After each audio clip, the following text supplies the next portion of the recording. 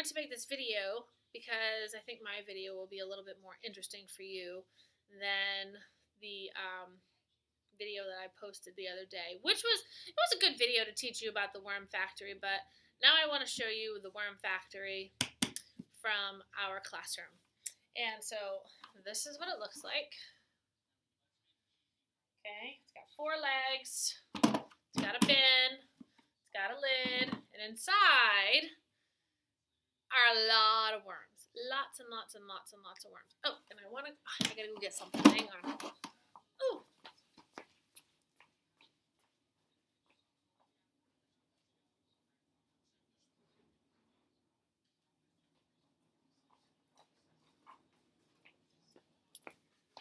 Okay, so I wanted to show you some of the other things that come with it. Okay, so the worm factory, this tray right here is the same thing as this tray right here. Same exact tray. But what I want to show you that I can't show you with this one because it's filled with worms is that this tray has hose on the bottom of it. See? That's important, and we'll discuss why that's important in a few minutes. And it comes with another tray and even another tray. Okay? So this is a factory. It's going to get bigger and bigger and bigger and bigger.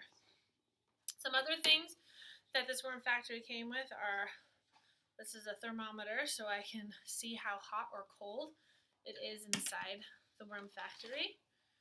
This is a moisture meter. It can tell me if it's too wet in there or too dry in there or just right, because we know worms need it to be just right.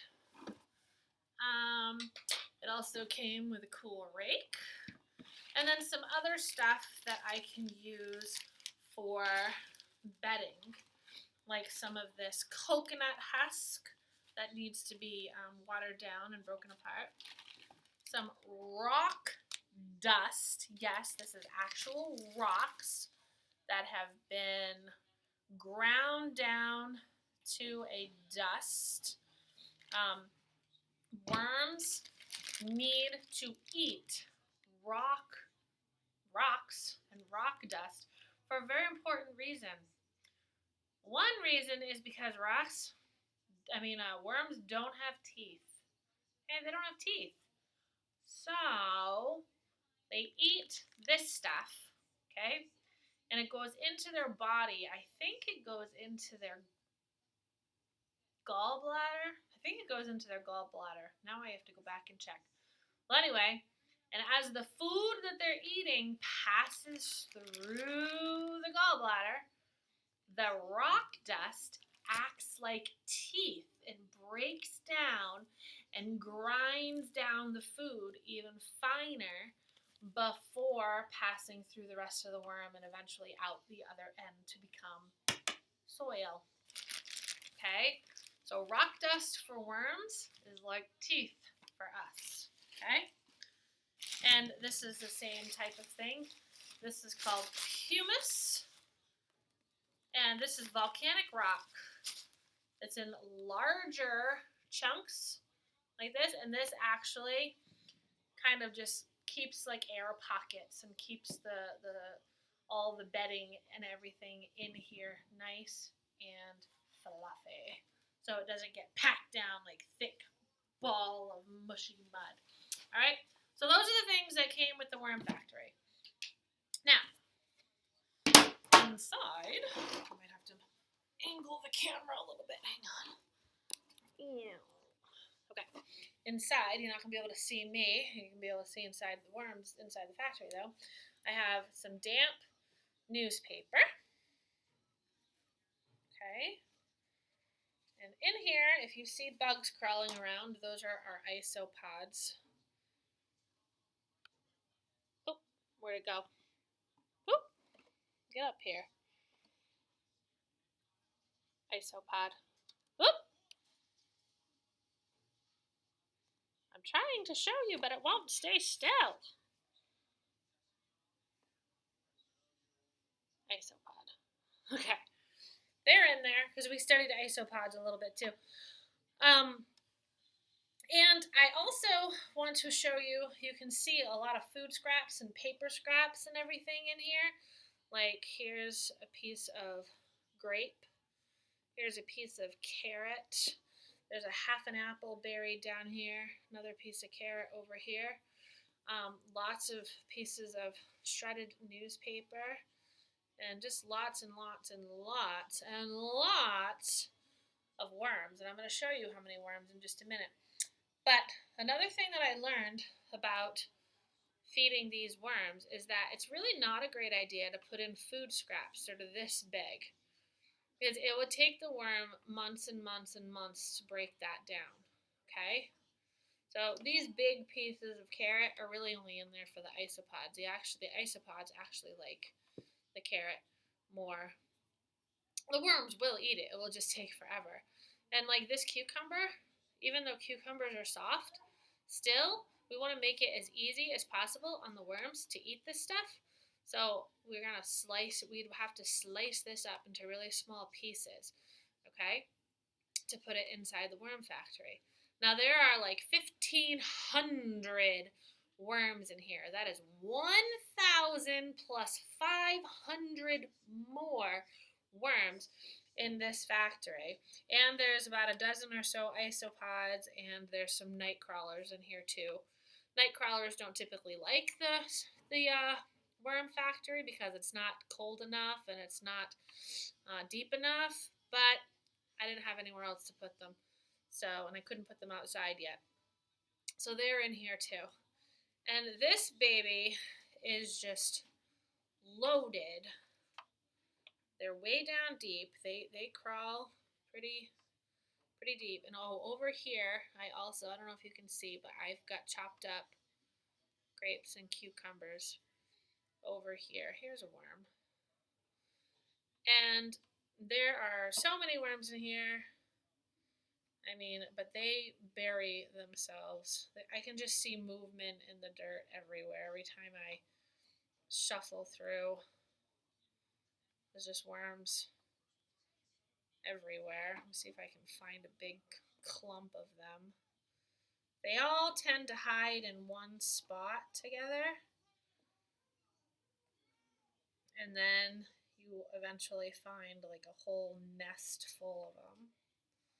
Oh, I found a night crawler, I think. But there are so many worms in here, I don't even know where they are. They're all together somewhere. Here's a bunch. See them wiggling around in my fingers? They're just everywhere. So how is this gonna work? You might be asking. Like, why are we doing this? Well, let me move my camera a little bit. Okay. So yeah, it's a good question. I'm not doing it for just any reason, not because I want a pet worms, right? Worms make soil. Their soil is from their castings. The casting is another way to say poo, right? And it comes out in all of this mess here. All the food that they eat and grind down will get turned into worm soil or worm castings. Same thing. And so what's going to happen is I'm going to keep feeding these guys. They can eat a good amount of food every single day, about a half of a pound of food. That's like 2 bananas every day. Or I think it was like 40 grapes or something and some pea pods and whatnot. Like they can eat a lot and a lot every day. So I'm going to keep feeding them every day, and they're going to keep eating, and then I'm going to keep feeding, and they're going to keep eating. And the more they eat, the more they poo, right? The more they poo, the more this mess in here is going to change into what we call worm castings, right? It's going to be this really rich soil, also known as compost. Okay, a lot of this soil that's in here already did come from worms, and we use it as bedding, and now these worms are going to make more and more and more and more of it, and it's really good for growing plants and flowers with. So once this gets really full, which you can see it's almost filled as it is, then I'm going to take another tray. I'm going to put it on top, like that. And then I'm no longer going to feed them in this bottom tray. I'm only going to feed them in this new tray, okay? And then eventually the worms are going to be like, there's no more food down here. But we know that the food is up because worms have this instinct to go up for food. And since there's holes in the bottom of the tray, they're going to be able to exit the bottom tray that they've already composted and move up into the top tray and then start doing the same thing in this tray. And I will keep putting food in. The worms will keep coming up. They will eat, and then they will poo. And then I will put more food in. More worms are going to come up. They're going to eat. And then they're going to poo. And then eventually this tray is going to get full. And then I'm going to want the worms to leave the bottom two trays and come up into a new tray. So I'm going to do the exact same thing again. And I'm going to put food in, and then they're going to eat. And they're going to poo. And eventually all the worms will come up the trays.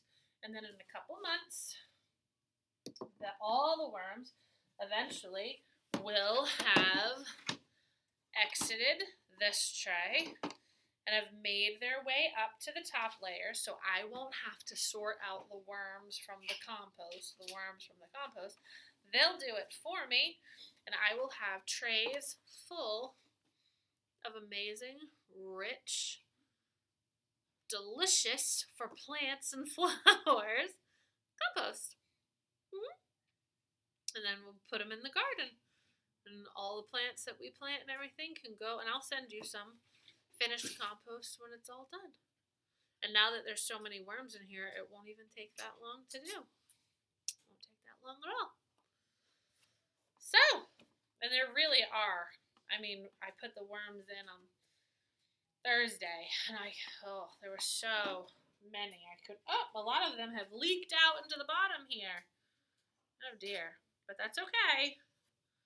They have a worm ladder in the bottom here, so they can climb back up into